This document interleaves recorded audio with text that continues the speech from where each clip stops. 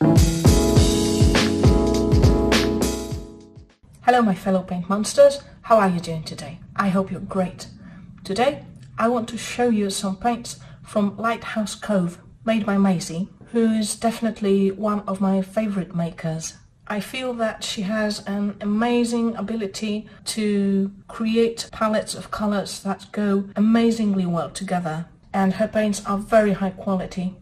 The packaging and the general experience of receiving a package from Lighthouse Cove is something that needs to be mentioned, I think, because Maisy is very thoughtful about how she packages her paints, and in general the way she creates the package for you. She adds quite a lot of extras with a lot of personal touches, so together with your paints you might find a pen, a washi tape. This is great. I really like that. I really enjoyed that, because twice when I ordered from Maisy I got a small roll of a very pretty washi tape. How cool is that? So yeah, apart from that, a nice tea bag of a tea to try for you. There's always a little clip that you can use, a thank you note. These packages are just really like getting a present from a friend for Christmas or for your birthday, really. It's a great experience.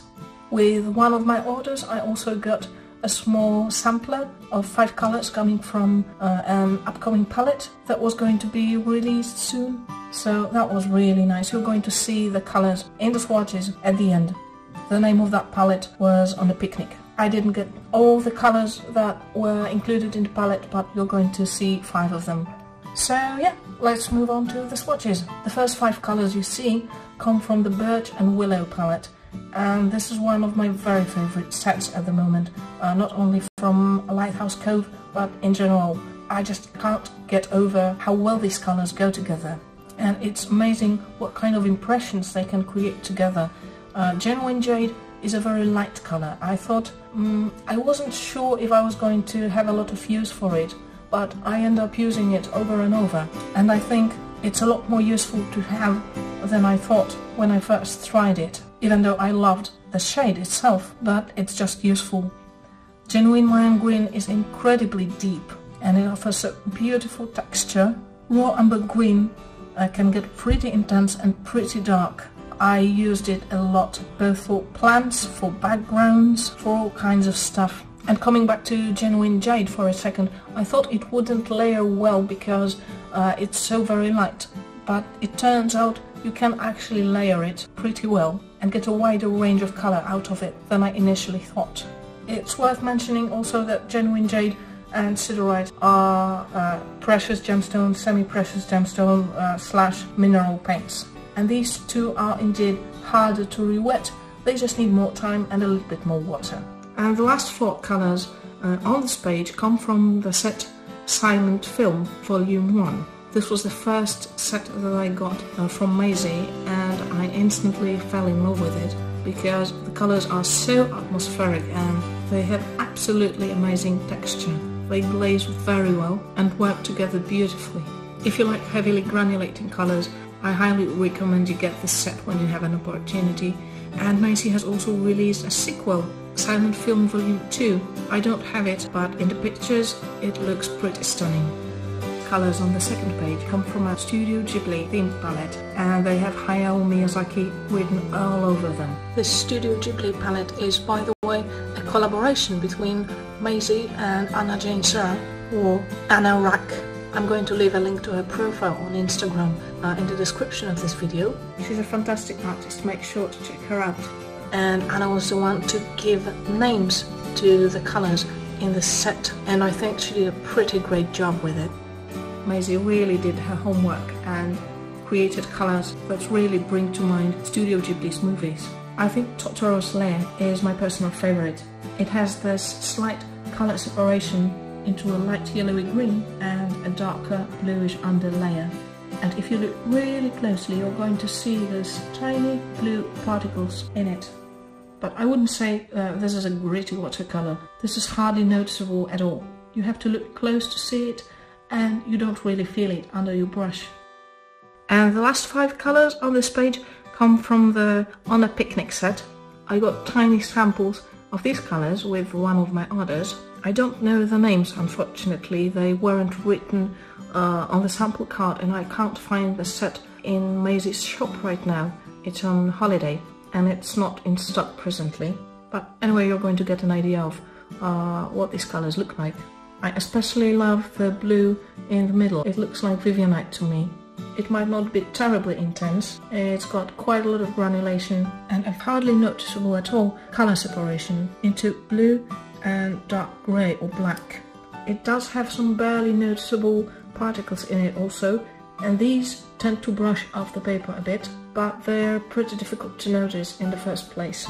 The green is very delicate too. It resembles a green earth but doesn't feel as slimy, and personally I like it. And the grey, I don't know if you can see it, but it does have a little bit of shimmer. I'm going to try and show this to you at the end of the video.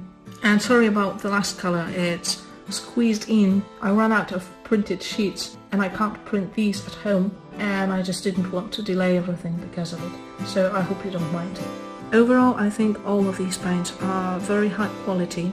Most are very pigmented, some are a little bit more subtle, but most of them are still easy to work with. Only genuine Jade and Siderite need a bit more time to re-wet, and from the silent film set I'd say Tragic needs a little bit more re-wetting than other colours.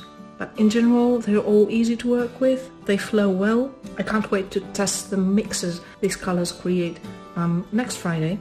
Most of these colours won't transfer to the neighbouring page if you're working in a sketchbook. The ones that might are Ponyo's red, this one stains quite a bit, is Arrietty and Nefarious. With the rest of them you should be perfectly fine whether you're working on loose sheets of paper or in a sketchbook. But with Ponyo's red, Arrietty and Nefarious you might want to be a little bit careful when you're working in a sketchbook because the colour might transfer. None of these paints rub off, by which I mean that even if you rub your finger or a piece of paper on them, you're not going to see a difference in colour on the page. Right now, when I'm recording this movie in June 2019, Maisy is taking a trip and she won't be back for several months. So right now her shop is in holiday mode as well, so you won't be able to buy any of her paints right now. But personally, I can't wait for Maisy to come back to see what she creates. Right before she left there was a very big shop update and there were some palettes I really wanted to get. I didn't because I didn't have enough money at that time and I have a purchase queue. I had some other products waiting in a line to be bought and reviewed, so I couldn't afford those sets at the moment. One of them was the elemental set with a lot of earth colours, and these looked stunning. If it comes back in autumn, I will really be tempted to get it. I hope I can resist, fingers crossed. Or not. Anyway, this is all I've got for you today. I hope I'm going to see you next week in the demonstration and colour mixing video featuring Lighthouse Cove. There's going to be a preview on Hungry for Paint on Instagram on Wednesday as usual, and in 2 weeks time I'm going to be reviewing another maker. If you found this video useful, press the like button, leave a comment below, especially if you have some personal experience with Lighthouse Cove. I think the more of us leave our opinions on the internet about the paints we buy, the better, because it's going to make life easier for anybody who wants to purchase paints in the future. So feel free to share below or on Hungry for Paint on Instagram. And as always, you can consider making a small donation at Ko-fi to help this channel grow. Thank you for watching, and I hope to see you next week. Bye bye!